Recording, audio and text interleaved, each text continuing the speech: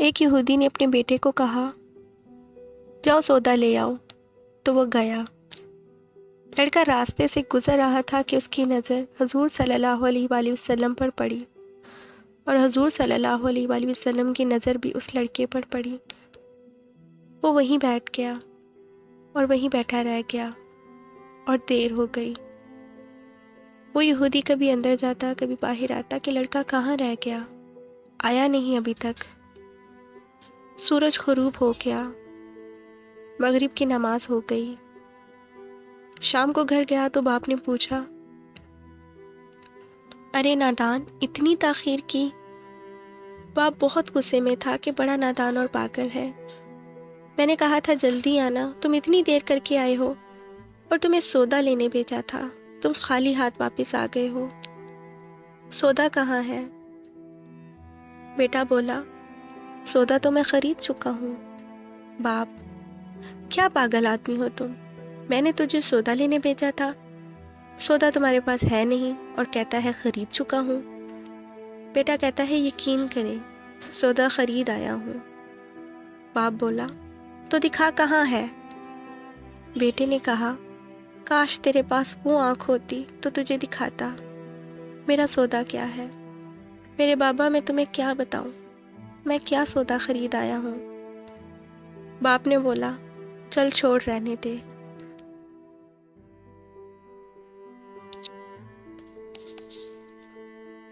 وہ لڑکا روز نبی رحمت صلی اللہ علیہ وآلہ وسلم کی خدمت میں بیٹھنے لگا۔ وہ یہودی کا اکلوتا بیٹا تھا، بہت پیارا تھا، اس لیے کچھ نہ کہا۔ کچھ دنوں بعد لڑکا بہت بیمار ہو گیا، کافی دن بیمار رہا۔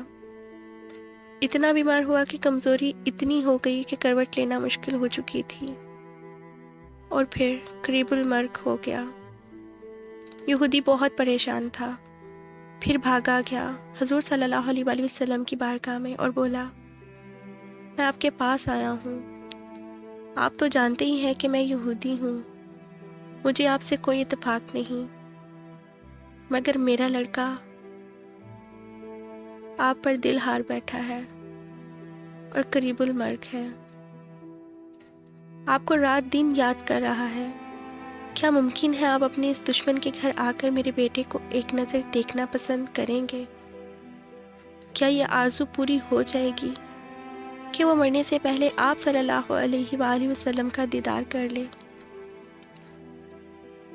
وہ کسی اور چیز کی آرزو نہیں کر رہا۔ آپ صلی اللہ علیہ وآلہ وسلم نے یہ نہیں فرمایا میں جاؤں گا کہ یہ نہیں جاؤں۔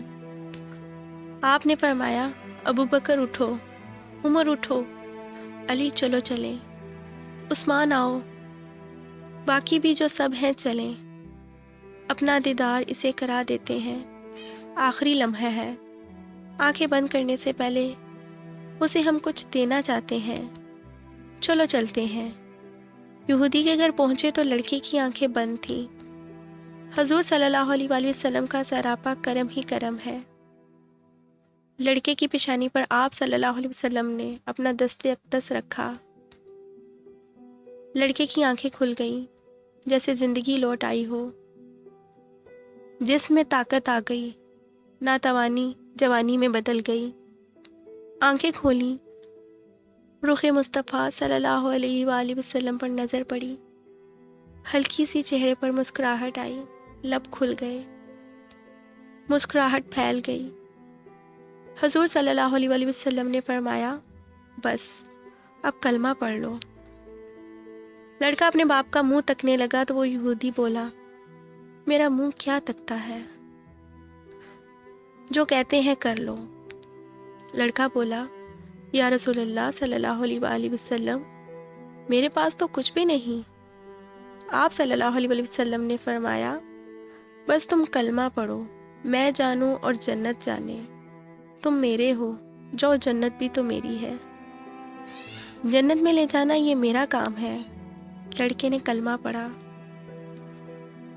جب اس کے منہ سے نکلا محمد رسول اللہ، روح باہر نکل گئی، کلمے کا نور اندر چلا گیا، آنکھیں بند ہوئیں، لب خاموش ہوئے۔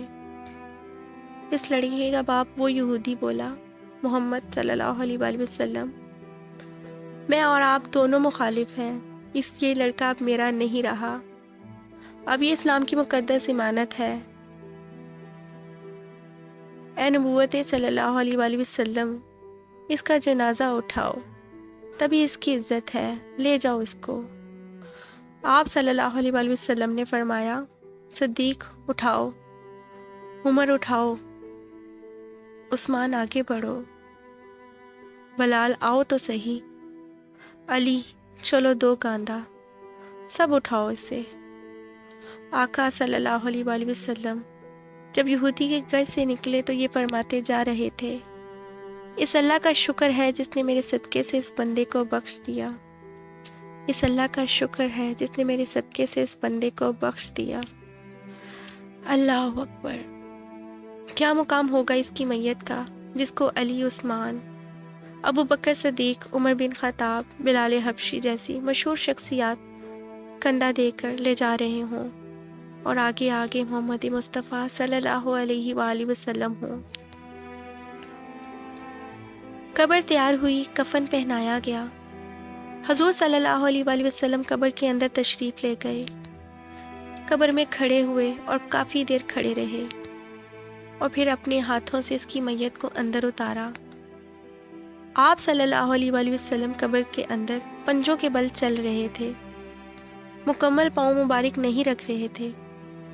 کافی دیر کے بعد آپ صلی اللہ علیہ وآلہ وسلم قبر سے باہر آئے تو چہرے پر تھوڑی زردی چھائی تھی، تھکن محسوس ہوئی۔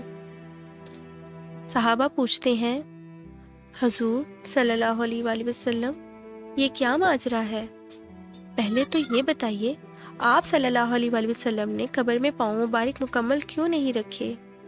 آپ صلی اللہ علیہ وآلہ وسلم پنجوں کے بل کیوں چلتے رہے؟ تو آقا صلی اللہ علیہ وآلہ وسلم نے فرمایا، قبر کے اندر بے پناہ فرشتے آئے ہوئے تھے، اس لیے مجھے جہاں جگہ ملتی تھی میں پنجہ ہی رکھتا تھا، پاؤں رکھنے کی جگہ نہیں تھی۔ میں نہیں چاہتا تھا کسی فرشتے کے پاؤں پر میرا پاؤں آ جائے۔ پھر صحابہ نے پوچھا، آپ صلی اللہ علیہ وآلہ وسلم قبر کے اندر کیوں گئے؟ ہمیں کہتے، ہم چلے جاتے۔ تو سبحان اللہ خوبصورت جواب دیا کہ میں نے اس لڑکے کو بولا تھا نا، تیری قبر کو جنت بناؤں گا، تو اب اسی قبر کو جنت بنانے قبر کے اندر چلا گیا تھا۔ تو پھر حضور صلی اللہ علیہ وآلہ وسلم اتنے تھکے ہوئے کیوں ہیں؟ تھکا اس لیے ہوں کہ فرشتے اور حوریں اس لڑکے کے دیدار کے لیے آ رہے تھے اور میرے وجود سے لگ لگ کر گزر رہے تھے، اس کی وجہ سے تھک گیا ہوں۔